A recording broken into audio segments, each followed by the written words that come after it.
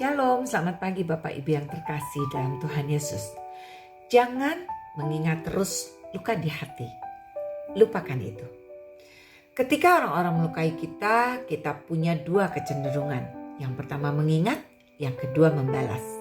Tetapi bukan itulah yang dimaksud dalam 1 Korintus 13 ayat 5. Katakan kasih tidak pemarah dan tidak menyimpan kesalahan orang lain.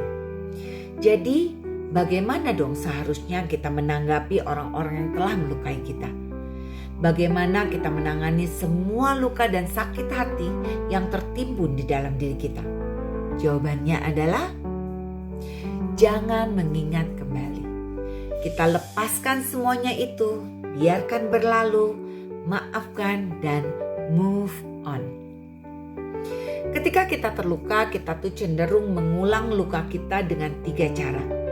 Yang pertama adalah secara emosional dalam pikiran kita. Yang kedua secara relasional sebagai sebuah senjata. Dan yang ketiga adalah secara praktis dengan memberitahukannya kepada orang lain. Yang pertama, kita mengingat kembali dengan memikirkan itu berulang-ulang di pikiran kita. Saudara, kebencian itu bisa merusak diri kita. Rasa sakit hati akan terus berlanjut dan tidak akan pernah bisa sembuh.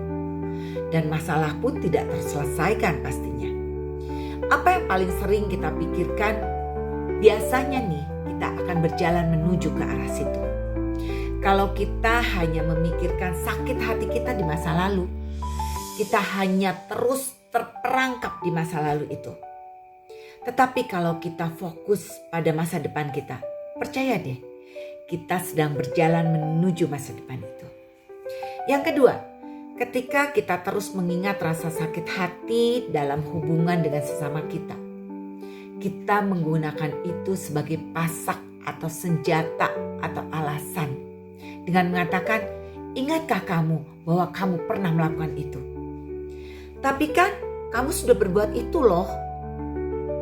Dalam Amsal 17 ayat 9 berkata, siapa menutupi pelanggaran mengejar kasih. Tetapi siapa membangkit-bangkit perkara menceraikan sahabat yang karib. Itu adalah bagian dari pernikahan dan hubungan dengan orang lain. Mengomel tidak akan menyelesaikan masalah. Dan yang ketiga, kita mengingat kembali rasa sakit hati kita dengan memberitahu kepada orang lain.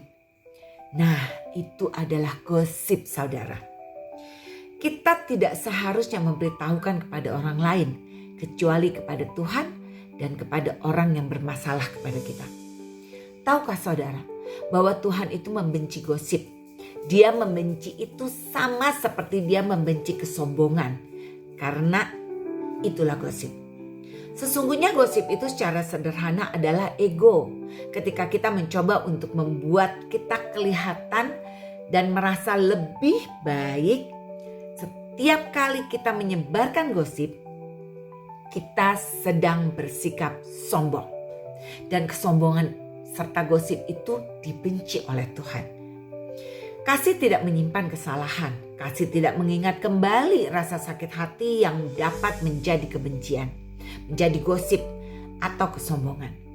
Kasih menanggapi rasa sakit hati dengan melupakan itu semua. Dalam Markus 11 ayat 23 dikatakan, dan jika kamu berdiri untuk berdoa, ampunilah dahulu sekiranya ada barang sesuatu dalam hatimu terhadap seseorang, supaya juga Bapamu yang di surga mengampuni kesalahan-kesalahan. Selamat pagi, diberkati untuk menjadi berkat dan Tuhanlah kedaulatanku.